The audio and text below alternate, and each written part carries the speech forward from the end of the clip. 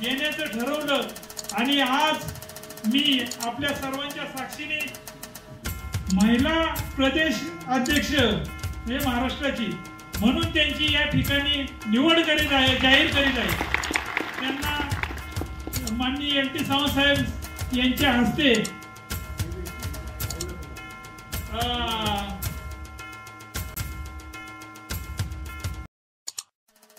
अध्यक्षपद भेटलंय, तर तुम्ही महिला तुम्ही कशा प्रकारे आता काम करणार आहात? जे महिलांवर अत्याचार अन्याय होत असतो अगोदरच मी करते रिपब्लिकन पार्टी ऑफ इंडिया, त्यात आता महाराष्ट्राचे अध्यक्ष म्हणून मी काम करत असताना अनेक आतापर्यंत जे आंदोलन आहेत किंवा कामगारांचा विषय आहे, महिलांच्यावर अत्याचार होत असतो, तर अशाला मी प्रत्येक वेळेस जाऊन आंदोलन केलेलं आहे आणि हे केलेलं आहे आणि महिला पण तसं सक्षम आहेत।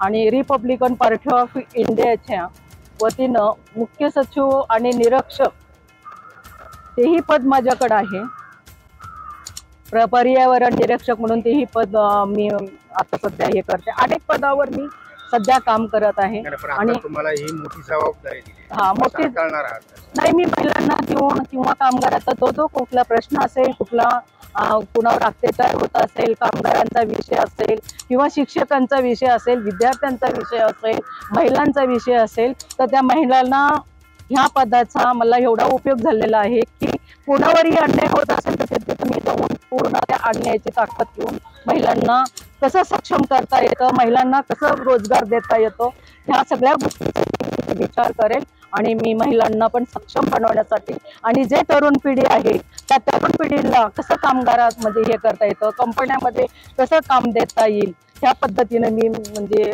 नक्कीच प्रयत्न करेल। त्याच्या अगोदर भरपूर आंदोलन होते, त्या आंदोलनाला यश आलेलं आहे। आता जे तुम्ही असं काय आंदोलन तुम्हाला कुठलं असं वाटतं की नाही का मला खूप कठीण गेलं ते आंदोलन, ते एक सांगा। मला ज्या वेळेस मी नर्सिंग कॉलेजचं आंदोलन केले त्यावेळेस इतकं कठीण गेलं की सांगता बस, की मी जेव्हा संस्था काढले की आपल्याकडे जरा सर्वस्व काय असताना सुद्धा खूप अडथळे येत असतात, पण अडथळे येत असताना तरी आमची जिद्द आणि महिलांची चिकाटी ज्या मला महिलांनी साथ दिल्या आणि आपलं रमेश बागवे आमची युती होती RPI आणि आपली काँग्रेसची युती असताना त्यावेळेस त्यांनी पण खूप आम्हाला म्हणजे साथ दिली। आणि आता तर आमचे 3 वेळेस आठवले साहेब समाज कल्याण मंत्री म्हणून 3 वेळेस मंत्रीपद दिले। मोदींचं तर तसं फारच चांगलं म्हणजे आठवले साहेबांवर विश्वास आहे, आठवले साहेब जे काय करतील ते आमच्या महिलांना सक्षम बनवतील आणि महिलांना समाज कल्याणतर्फे वृद्ध आश्रम असू द्या, अनाथ आश्रम असू द्या, महिलांना विधवा महिलांवर असू द्या, ह्या महिलांसाठी अनेक योजना आम्ही राबवू। कामगार भरती होत नाहीये, सरकारी कामगार कॉन्ट्रॅक्ट बेसिस सरकारी भरती होत नाही, सरकार भरती होत नाही। आता बघू काय करतात ते सरकारला बी आम्ही मोदींना आम्ही निवेदन देऊच आहे की तुम्ही जे म्हणजे टेंडर पद्धती आहे ते बंद करावं आणि तरुण मुलांना तरुण रोजगार आणि महिलांना रोजगार द्यावा, हे आम्ही आमच्या आठवले साहेबांना निवेदन देऊन आम्ही ते सहकार्य करण्याचा प्रयत्न करूया।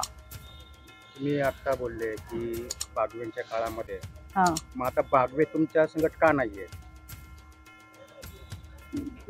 आता बागवे का नाहीत तर आम्हाला ते काय म्हणजे नाही। मग आता आठवले साहेब ज्या वेळेस हे होते युती दिली होती तर आठवले साहेबांना तिकीट दिलेले नाहीत आणि आठवले साहेबांना जाणून पूर्वक पाडण्याचा प्रयत्न केला शिर्डीमधून, तर मग आम्ही कसं काय हे करूया। आणि आठवले साहेबांना रस्त्यावर आमचे काँग्रेसनी बाहेर हे काढलं होतं, बंगला खाली केलं होतं, तर त्यामुळे आम्ही युती करू शकत नाहीये।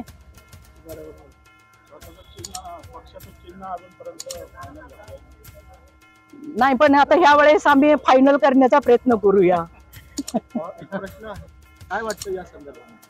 नाही, ते चुकीचंच आहे की जे काय आहे अन्यायच होतो आणि आता काय झालं की भरमसाठ फीस वाढल्यामुळं ना जे काय आहे तर गोरगरिबाच्या लोकांना पण ते परवडत नाही। त्या हिशोबाने ना आम्ही ते पण आंदोलन केलेलं आहे, गोठ्याचं आंदोलन म्हणून आम्ही म्हणजे ते पण चढलेलं आहे। आणि तुम्ही मराठी जे आहेत तर ते तुम्ही हे सगळे कॉलेज जे आहे ते डोनेशन तुम्ही कमी करावे आणि मराठी शाळेला प्राधान्य द्यावे म्हणून आम्ही त्यांना निवेदन दिलेलेच आहे शिक्षण अधिकाऱ्यांना.